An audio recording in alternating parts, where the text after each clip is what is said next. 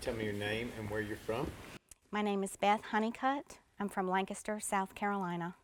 Can you tell me a little bit about your life before Cody? My life before Cody, I grew up in Pennsylvania, moved to the South the day that I graduated from high school with my parents because my dad got transferred.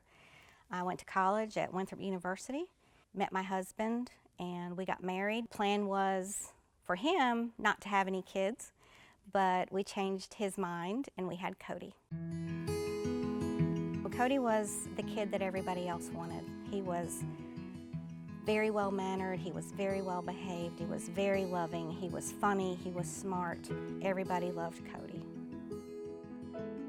Cody and I were always close, even when he was very little. We had struggles in our home that made our relationship be very close. We relied on each other a lot. I should have been relying more on God, and so through that, I taught Cody to rely on me and not ever really develop his own relationship with Christ, and that's about how things went as he became a teenager.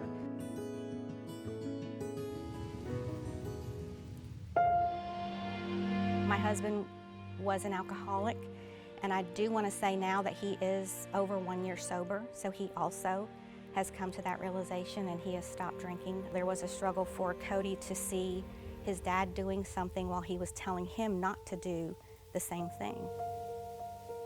There were things that I suspected, but as that mom, I thought everybody else was doing it, but Cody wasn't. Now I know that he had already started experimenting with drugs when he was just 13 years old. I was incredulous. I could not believe it. It was the last thing I ever saw coming. I never was angry with God. I blamed myself a lot for allowing the suspicions that I had to go by, for not wanting to believe it so much that I just dismissed a lot of the things that I knew were probably happening. I continued to pray to God. I continued to ask him to remove this thing from Cody, but at the same time, I was frantically trying to do it all myself. His second child, Emma, was born, and about 2 days after they brought her home from the hospital, I got a phone call.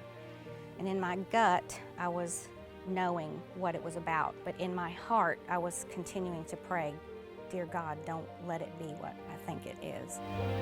I walked in and he was lying on the kitchen floor. I did not know at the time whether he was dead or alive. He looked dead to me. He was completely lifeless.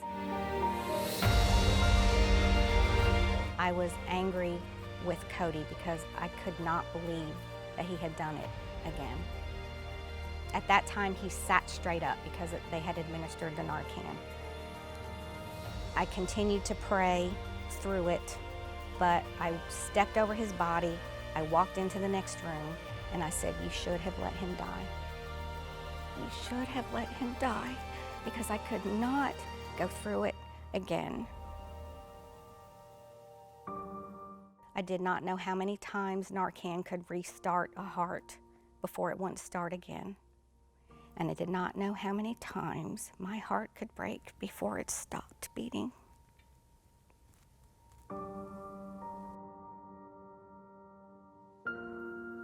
Over the next 5 weeks, he would overdose again 3 more times. And at that point, I finally surrendered myself to God. When I fully surrendered and released Cody into the hands that were far more capable of taking care of him than I ever was or ever could be, things could start to heal. I told him, "You can't stay here anymore. You will have to go somewhere else to live." And he came out into the living room and he said, "I want to call Ground 40. After 1 year, God has done the most amazing thing that I have ever seen. He's the associate director at Ground 40 Ministries. He studies the Word, he loves the Word, he loves Jesus, and he wants everyone else to love Jesus. And his mission is for everyone to know him the way that he does. And he doesn't sugarcoat it. He lets people know that salvation is wonderful and is available to anyone. But there's a price that comes with it, and that is sacrifice. And you do sacrifice the life that you live to take advantage of the sacrifice that Christ gave for us, which was his life. But for that sacrifice, we then receive eternal life with him.